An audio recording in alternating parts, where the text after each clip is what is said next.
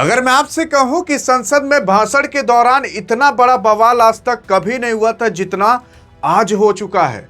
हाँ, क्योंकि जब विपक्षी पार्टी के आपके राहुल साहब खुद खड़े होकर भाषण देना चालू करते हैं ना, तो भाई साहब चाहे स्पीकर हो, चाहे प्रधानमंत्री मोदी, चाहे अमित शाह, चाहे जो हो, सबकी बोलती ऐसे बंद हो जाती है कि जैसे ओठ पर चैन लगाकर खच्च दे खींच दिया गया हो।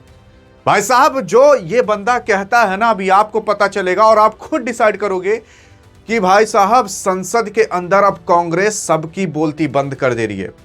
अभी आप सुनिए तो सही एक बार तो ये होता है कि जब इनको बोलने नहीं दिया जाता तो कहते हैं कि मैं छोड़कर जा रहा हूं। इनका कहना रहता है किसको धमका रहा है यार तू, किसको। आइए देखते हैं कि आखिरकार पूरा बवाल भाई साहब संसद में धमकाने की बातें उठने लगी है। संसद में मैं आपको बताना चाहता हूं, हाल फिलहाल अभी जब आपके राहुल गांधी साहब वहां संसद में पहुंचे और जब इनकी बारी आई भाषण देने की, तो इन्होंने आरएसएस से, इंस्टीट्यूट से, इन सब से चालू किया। मैं आपको बता देना चाहता हूं, चुनाव सुधार को लेकर यहां पर बवाल छिड़ा था। इसके पहले वंदे मातरम को लेकर छिड़ा था, इस बार चुनाव पर छिड़ा था। तो आपके राहुल साहब चुनाव के बारे में ही बात कर रहे थे और खुद बता रहे थे कि स्पीकर साहब मैं आपको यही एक्सप्लेन करना चाहता हूं। लेकिन बीजेपी को तो पता ही था कि हमने क्या क्रियाकलाप किया और अगर ये पोल खुल जाती है तो फिर बड़ी दिक्कत हो जाएगी।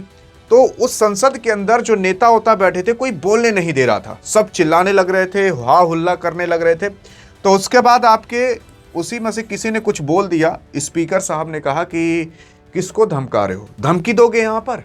इस तरीके से इतना बड़ा बवाल उठ जाता है। हाँ, इस संसद के अंदर सब चिल्लाने लगते हैं और फिर ये अमित शाह बैठे हैं। आप ध्यान से देखिएगा, ये छोटे से अमित शाह दिख रहे हैं ना, इनके बगल में एक ठो आदमी बैठा था। वो आदमी कुछ इस तरीके से था।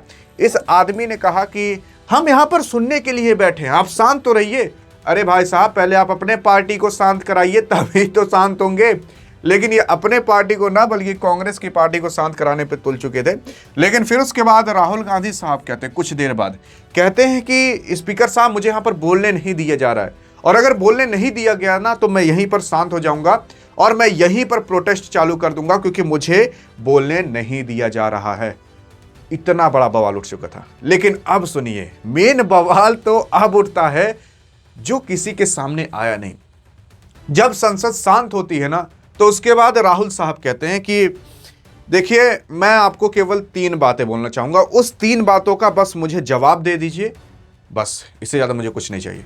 आपके राहुल साहब एक चिट्ठी निकालते हैं और उस चिट्ठी के अंदर वो 3 सवाल लिख रहे थे। वो 3 सवाल कौन कौन से थे मैं आपको बताता हूं।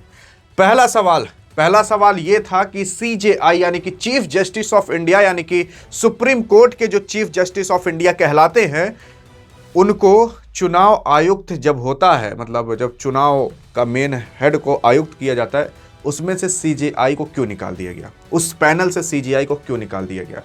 आपके राहुल साहब कहते हैं कि उसी रूम के अंदर मैं भी बैठा रहता हूं, जब चुनाव आयोग का चुनाव आयुक्त होता है ना, उसी रूम में मैं भी बैठा रहता हूं, मेरे तो कुछ नहीं सुनी जाती। लेकिन अब तो चीफ जस्टिस ऑफ इंडिया को भी निकाल दिया गया। आपके पीएम प्रधानमंत्री मोदी जी ऐसे पहले पीएम बन चुके हैं जिसने चुनाव के अंदर वो काम किया जिसने आज तक किसी ने हिम्मत नहीं ली थी किसी पीएम ने कि ये काम कर दे। हाँ, क्योंकि जब भी पहले हुआ करता था तो चीफ जस्टिस ऑफ इंडिया भी मौजूद रहते थे। इनका कहना है क्या चीफ जस्टिस ऑफ इंडिया की दिमाग नहीं है क्या आप और हम नहीं चाहते कि चीफ जस्टिस ऑफ इंडिया वहां पर रहे, लेकिन नहीं रहता, उन्हें निकाल दिया गया। सोच लीजिए कि मतलब अब पॉलिटिशियन कितनी बड़ी चीज कंट्रोल करने लग रहे हैं। यार, कभी कभी खराब इसलिए लगता है कि बिहार का एक बहुत बड़ा नेता था ना, एक बार जो आर्मी के चीफ होते, जो बहुत बड़े लेवल के होते ना, उनको वो नितवा कह रहा था कि हे सिपाही यहाँ आओ। भाई साहब, इतने बड़े पद का नेता था। और सोचिए कि अब इन लोगों के हाथ में आप और हमारी सबकी जिंदगी, आप और हमारी सबका पूरा पूरा भविष्य है। और जब राहुल गांधी साहब बोल रहे थे ना, तो भाई साहब बोलने भी दिया जा रहा था, क्योंकि जब सच्चाई उगल रहे थे तो आपके स्पीकर साहब भी उसमें कह रहे थे 1 मिनट रुकिए तो सही। आपको खुद पता चल रहा होगा कि किसकी तरफ से है ना, समझ रहे हो ना।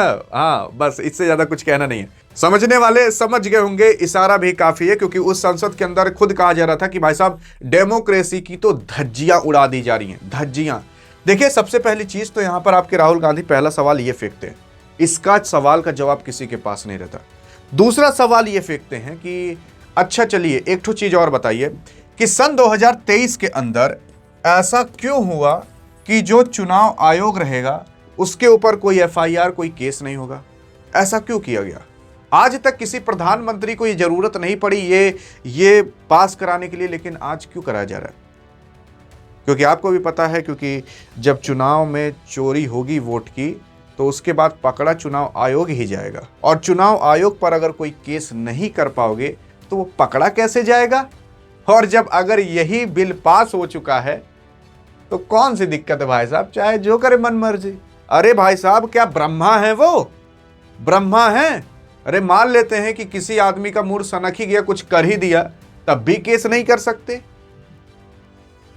भाई साहब यही सब चीजों का जवाब पूछ रहे थे। अभी सुनिए तो सही, अभी और भी सवाल हैं। एक सवाल और, इनका एक सवाल में दो सवाल रह जाता है। एक सवाल ये रहता है कि अच्छा ये बताइए कि आखिरकार ये ब्राजीलियन मॉडल हरियाणा में आई कैसे? वोट के जब वोटिंग हो रही थी तो उसमें उसकी फोटो कहां से आई? और उसी के साथ साथ वो एक जगह नहीं 10 से 20 जगह पर वो पकड़ी गई।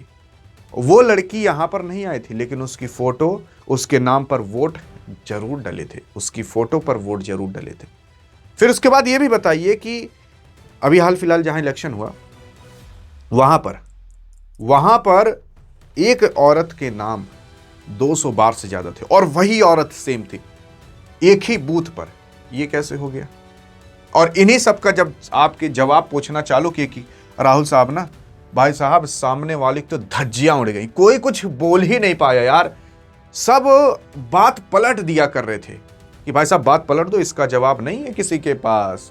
लेकिन इनको तो पूछना चाहिए था, स्पीकर वहां पर चुने गए हैं, इनको तो पूछना चाहिए था कि आप जवाब दीजिए इसका।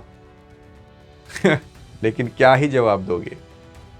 डेमोक्रेसी की वाकई में धज्जियां उड़ जा रही हैं भाई साहब, वाकई में। केवल नाम के लिए डेमोक्रेसी है, कहने के लिए कि कानून संविधान सबसे बड़ा है, धज्जियां उड़ाई जा रही हैं। ये ऐसा युग चल रहा है, आज से 5 से 10 साल बाद देखिएगा भाई साहब, अगर आप और हम जो आज आवाज नहीं उठा रहे, कल को हाथ पर हाथ धरकर अगर नहीं रोए ना, तो आप क्या ही कहिएगा। अधिक जानकारी चाहिए तो इस वीडियो में मिलते हैं, तब तक के लिए जय हिंद, जय भारत।